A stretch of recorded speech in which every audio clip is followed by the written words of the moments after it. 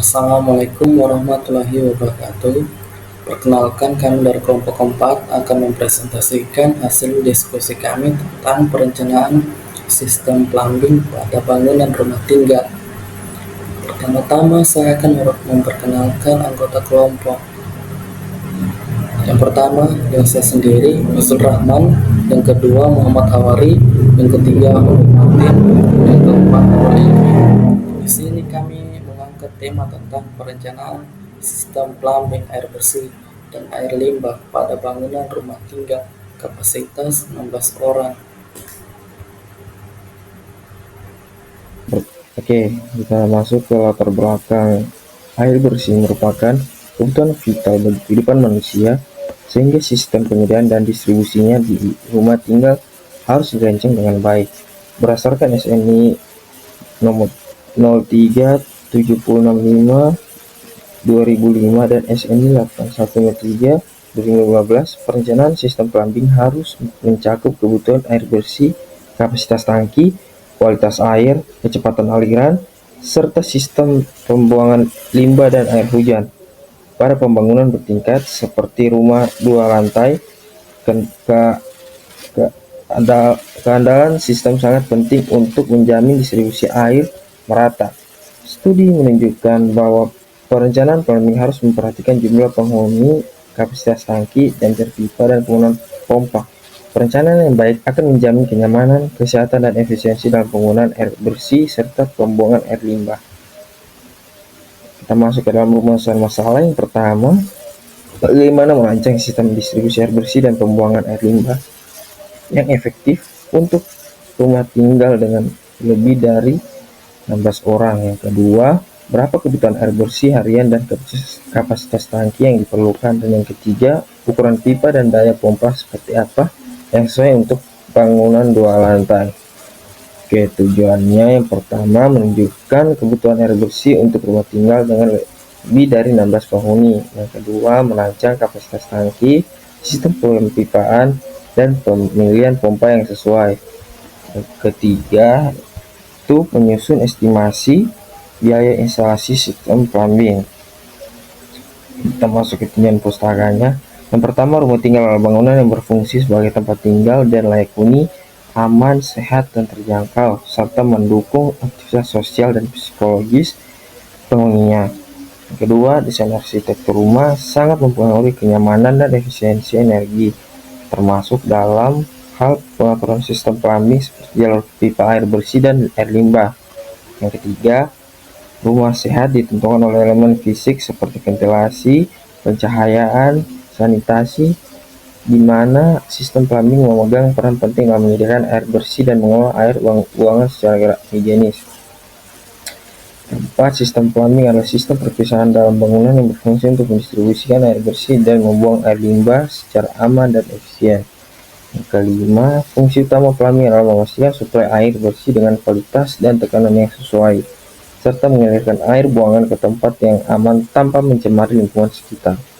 Dan yang keenam, perencanaan plumbing harus dilakukan bersamaan dengan perencanaan bangunan rumah, dengan mempertimbangkan hubungan antara pipa, ruang, sanitasi, serta mengikuti standar seperti SNI 8153/2015 agar sistem bekerja optimal. Oke, kita masuk ke perancangan instalasi plumbing, di mana pada kesempatan kali ini kelompok kami akan merancang sebuah instalasi plumbing pada sebuah bangunan rumah tinggal dengan kapasitas 16 orang. Pada bangunan rumah tinggal ini kami akan mengambil denah yang memiliki dua lantai, sehingga cocok untuk dibuat sebuah kos-kosan atau rumah multi keluarga. Baik, untuk contoh denahnya itu sendiri bisa kita lihat di contoh denah samping ini, di mana di sini terdapat 4 kamar tidur untuk di lantai 1 dan 2 WC. Di sini untuk gambarnya sendiri kita bisa lihat di sini ada garis warna merah, ada garis warna biru, ada juga garis warna kuning kecoklatan. Di mana di sini menandakan itu sebuah pipa. Untuk pipa biru itu sendiri menandakan sebuah pipa dengan saluran air bersih, dan untuk merah dan juga kuning kecoklatan itu pipa air limbah atau pipa air kotor. Bedanya itu kalau untuk pipa warna merah itu khusus untuk septic tank, langsung terhubung ke septic tank, di mana seperti kalian lihat di sini ada gambar kloset.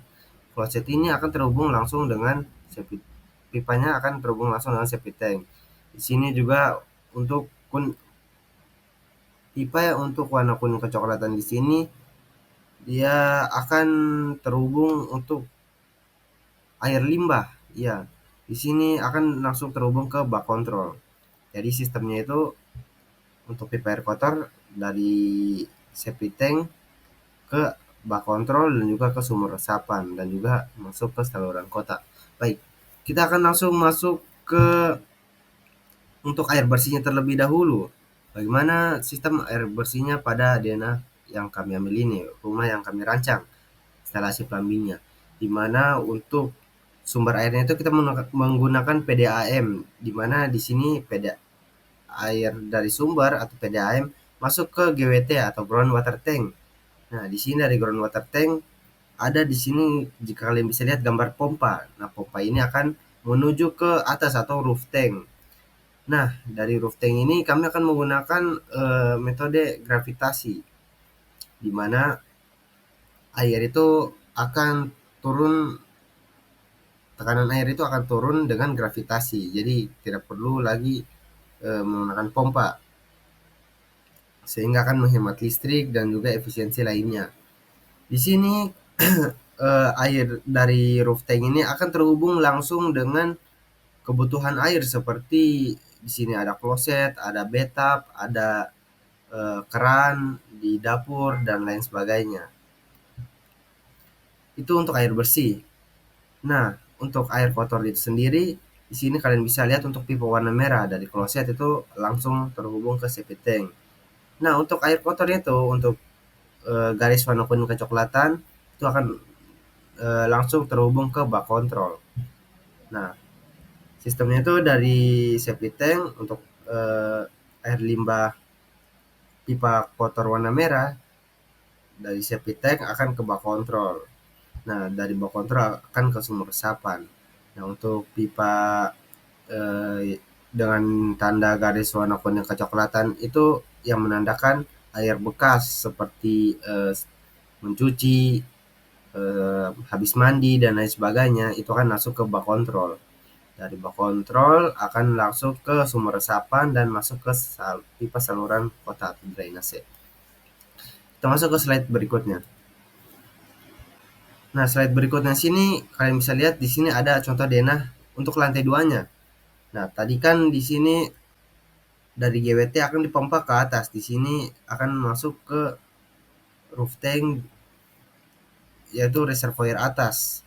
Di mana di sini kalian bisa lihat, nah dari reservoir atas ini untuk lantai 2-nya akan langsung terhubung ke di sini di kebutuhan di kloset atasnya, lantai 2-nya. Nah, setelah itu untuk air bersihnya. Dan untuk air kotornya di sini pipanya akan turun ke bawah. Untuk dari kloset ya, pipa warna merah akan turun ke bawah, masuk ke septic tank. Nah, dari septic tank seperti tadi proses pengolahannya dari septic tank ke bak kontrol dan kemudian ke sumur resapan. Di mana untuk air kotornya sendiri, air bekas, di mana dengan ditandai dengan pipa warna kuning kecoklatan itu akan langsung masuk ke bak kontrol. Yaitu untuk perencanaan instalasi plumbing dengan contoh denahnya itu seperti ini ya teman-teman. Nah, data dan spesifikasi bangunan dari data dari denah tadi itu di sini ada tabel yang memperlihatkan data dan spesifikasi bangunannya. Di mana untuk jenis bangunan itu sendiri rumah tinggal seperti yang tadi saya bilang dan juga seperti judulnya, di mana kami merancang instalasi plumbing untuk rumah tinggal. Berikutnya ada luas bangunan. Luas bangunan yang kami ambil ini 12,25 kali 11,75 meter. Atau luasnya itu luas bangunan itu 144 meter persegi. Untuk luas lahannya itu sendiri ada 14,25 dikali 15,75 meter dengan total itu 224,4 meter persegi. Ketinggian bangunan yaitu 8 meter, struktur utama beton dan lain sebagainya. Kita sini fokus ke plumbingnya, instalasi plumbing. Sini ada sistem pembuangan. Ya, di sini ada listrik, PLN 5000 watt.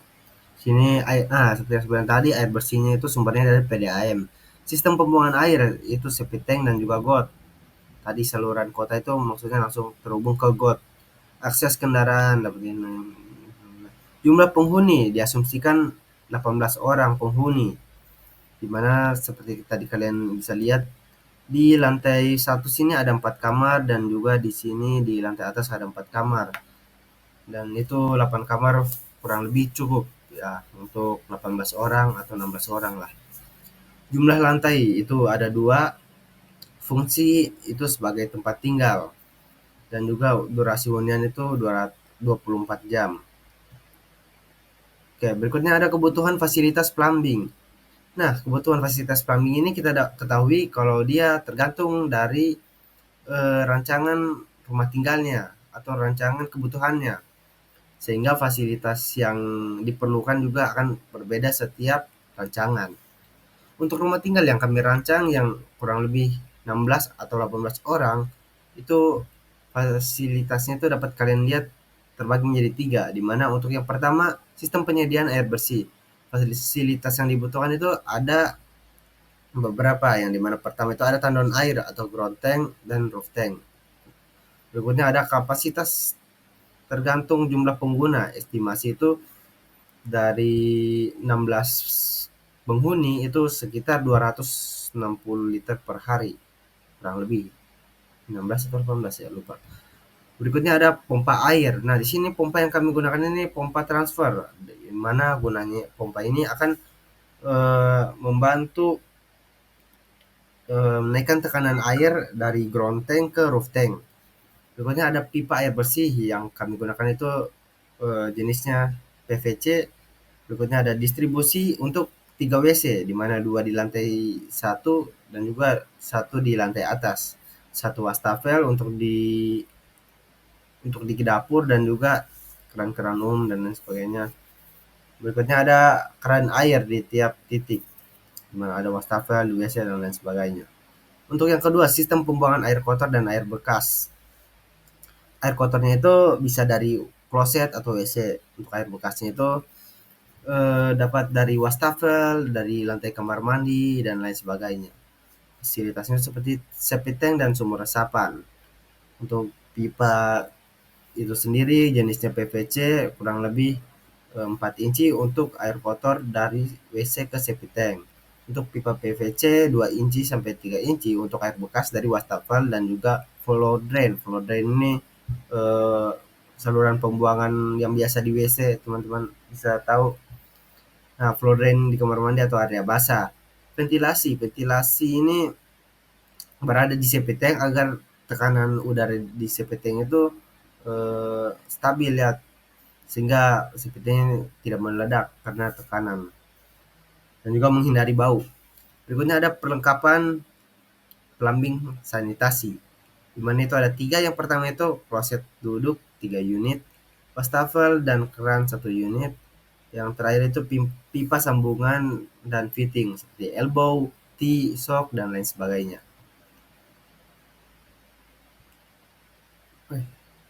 Perencanaan sistem plumbing dan RAB. Perencanaan sistem plumbing ini terbagi menjadi 2, perencanaan jaringan air bersih dan perencanaan jaringan air kotor. Dalam perencanaan jaringan air bersih, yang pertama yaitu menghitung kebutuhan air bersih.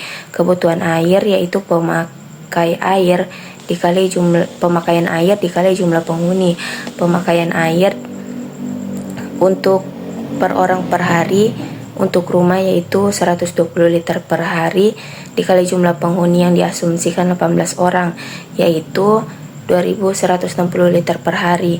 Kemudian untuk faktor koreksi yaitu cadangan kebocoran yaitu kebutuhan air tadi dikali 1,2 menghasilkan 2592 liter per hari. Untuk pemakaian efektif untuk jam pemakaian efektif diasumsikan jamnya itu 8 jam, sehingga 2592 liter per hari ini dibagi 8 jam menjadi 324 liter per jam.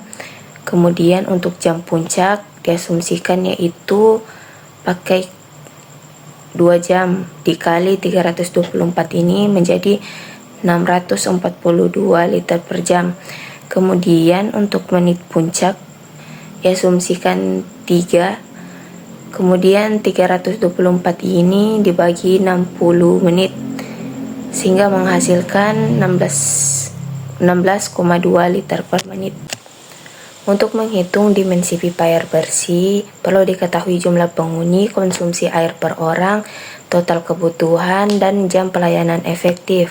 Diketahui jumlah penghuni 18 orang, konsumsi air per orang 120 liter per hari, total kebutuhan 120 liter per hari dikali 18 orang tadi menjadi 2160 liter per hari.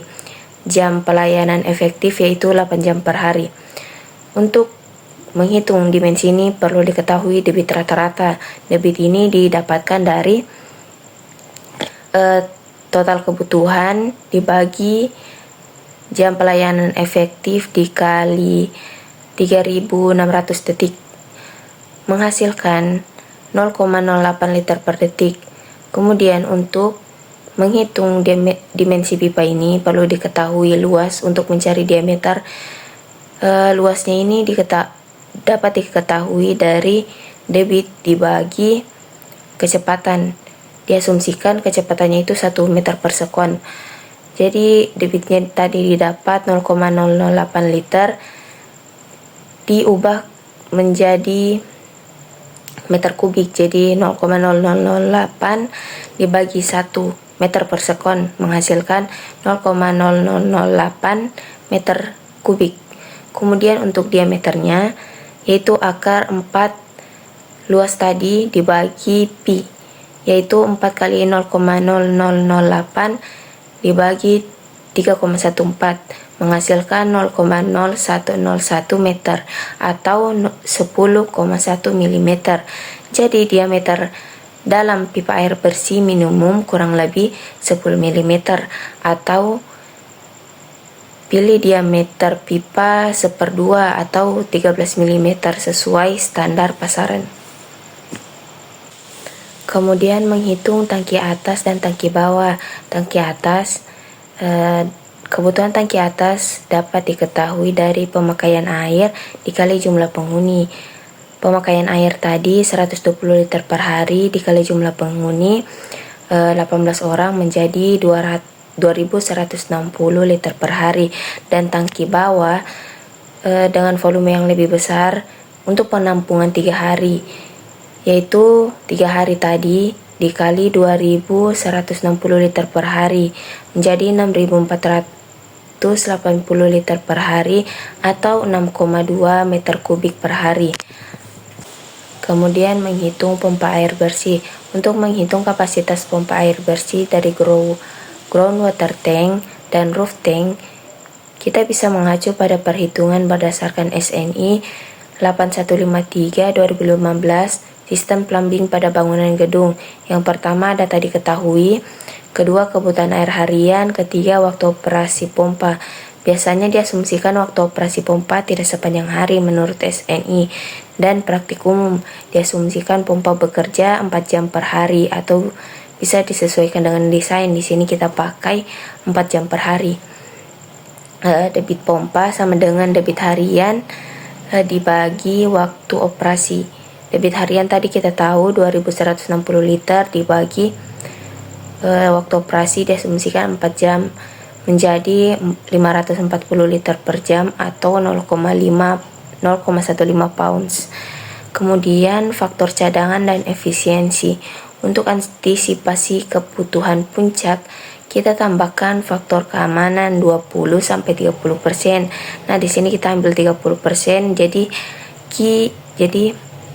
debit pompa finalnya yaitu 0,15 pounds dikali 1,3 menjadi 0,15 pounds. Kemudian total head pompa diketahui, total head sama dengan tinggi vertikal ditambah head loss, di mana tinggi groundwater tank ke roof tank yaitu 10 meter. Kemudian vibrasi dan fretting loss kurang lebih 20% dari head loss, jadi 20% kan 0,2 dikali tingginya tadi 10 meter jadi 2, jadi head totalnya yaitu 10 tambah 2 yaitu 12 meter, sehingga didapatkan kapasitas yaitu 0,19 pounds atau 684 liter per jam dengan total head 12 meter dan daya pompa disesuaikan dengan efisiensi dan head sekitar 0,2 sampai 0,5 HP.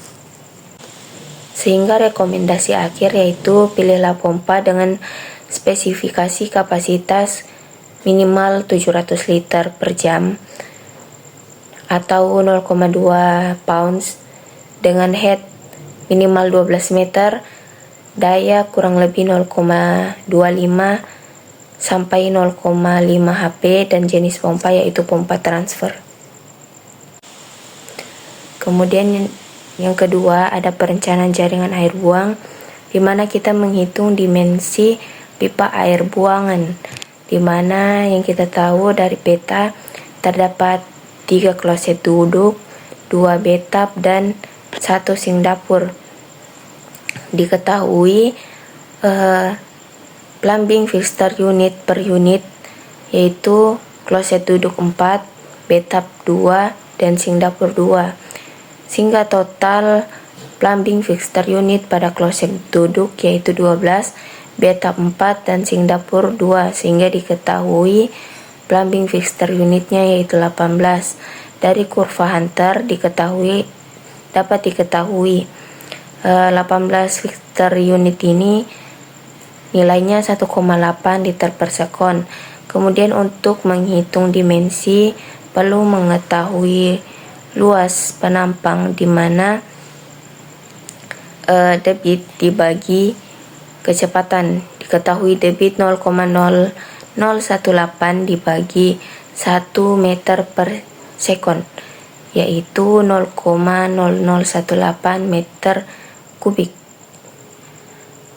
Kemudian untuk menghitung dimensi yaitu dimensi pipa air buang yaitu akar 4 luas tadi dibagi pi, 4 kali 0,0018 dibagi 3,14, dia dapatkan 0,0478 meter atau sama dengan 47,8 mm.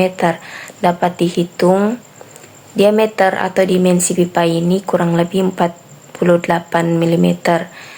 Namun yang di pipa yang tersedia di pasaran yaitu pipa diameter 2 yaitu 55 mm untuk cabang pembuangan bathtub dan sink. Kemudian pipa diameter 4 yaitu 100 mm untuk jalur utama dari kloset dan gabungan dari semuanya. Kemudian yang terakhir ada RAB, rancangan anggaran biaya untuk sistem plumbing. Diketahui tadi ada groundwater tank dengan 3000 liter, jumlahnya ada 1 seharga 2.500.000. Kemudian ada roof tank dengan 1000 liter dengan harga 1.500.000, pompa transfer 0,5 1 unit yaitu seharga 1.800.000, pipa PVC diameter 1/2 untuk air bersih dengan panjang 100 meter dengan harga per meternya 7.000 sehingga jumlahnya 700.000, pipa PVC diameter 1 sepanjang 40 meter dengan per meter harganya 15.000, jumlahnya 600.000. Kemudian lem dan perekat pipa 3 kaleng dengan harga satuan 30.000 sehingga jumlahnya 90.000. Kemudian pipa PVC diameter 2 untuk air bekas sepanjang 40 meter dengan harga per meter 12.000 sehingga jumlahnya 480.000. Pipa PVC diameter 3 panjangnya 20 meter harga satuan 20.000 sehingga didapatkan jumlahnya 400.000. Pipa PVC diameter 4 untuk air kotor sepanjang 30 meter dengan harga per meter 25.000 sehingga menghasilkan jumlah 750.000. Kloset duduk ada 3 unit di mana per unitnya harganya 800.000 sehingga totalnya 2.400.000. Wastafel pres keran ada 1 set dengan harga 1 setnya yaitu 500. Kemudian floor drain ada 3 unit di mana per unitnya harganya 50.000. Kemudian ada keran air dengan 5 unit di mana per unitnya harganya 30.000. Kemudian ada ventilasi udara ada 10 panjangnya 10 meter dengan per meter harganya 20.000. Kemudian septic tank plus sumur resapan ada 1 unit di mana harganya 3 juta. Kemudian ada fitting, ada elbow, ada T dan lain-lain, yaitu dibelinya 30 buah dengan per buah harganya 10.000.